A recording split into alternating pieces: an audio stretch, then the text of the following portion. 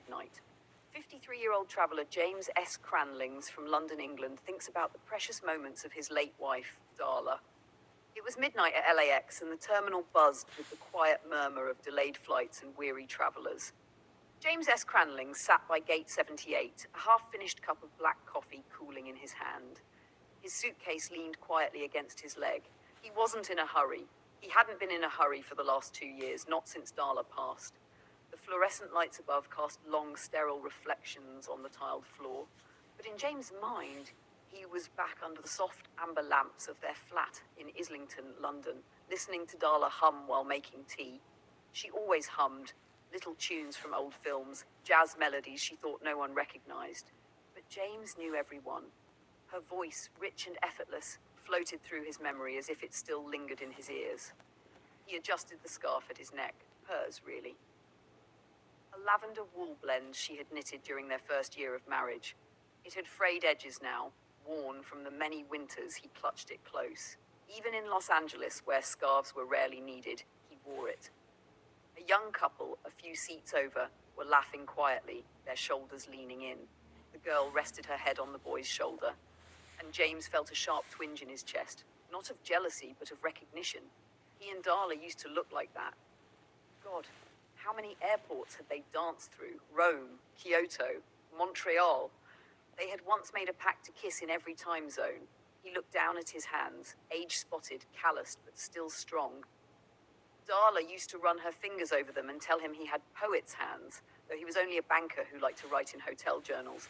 "Write us down, James," she once said during a trip to Morocco, "so we're never lost to time."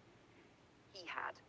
Notebooks full, pages and pages of tiny cursive notes, moments, phrases, the way she said darling with a half laugh, the way her fingers curled into his shirt when she was afraid on long flights, all of it written, none of it forgotten. A flight announcement crackled over the intercom, not his. His connecting flight to Auckland wasn't for another 3 hours, another solo trip. Another stamp in the passport Darla used to tease him about. "You collect stamps like old men collect coins," she'd said. She'd always wanted to see New Zealand. He had promised her they would go on her 50th birthday. She never made it past 49. James closed his eyes. He saw her standing at the foot of their bed, her curly brown hair wrapped in a silk scarf, wearing that faded red nightgown she refused to throw away. She was reading some sappy poetry book, squinting over her reading glasses. "You still love me like this?" she asked once, playful but uncertain. He had walked up, kissed her hand like a gentleman, then her forehead like a husband. "More each day," he had said.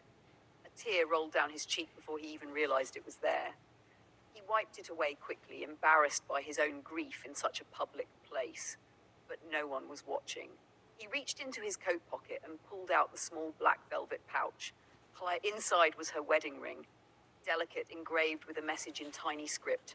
"Always my James." He held it between his fingers for a long time, then pressed it to his lips. "You'd have loved this place, Darla," he whispered. "You'd be making friends with the janitors and trying to buy souvenirs we don't need." The young couple nearby stood, giggling as they walked to their gate. James smiled faintly at them. He wasn't alone, not truly. As he sat back in the stiff vinyl chair and looked out through the glass wall at the dark runway beyond, he imagined her beside him, head on his shoulder, her voice in his ear. "Tell me where we're going next, love," she would say, and he'd reply, "Anywhere, Darla, anywhere you want." Because in every airport, in every time zone, she was still traveling with him, in memory, in spirit, in love, forever.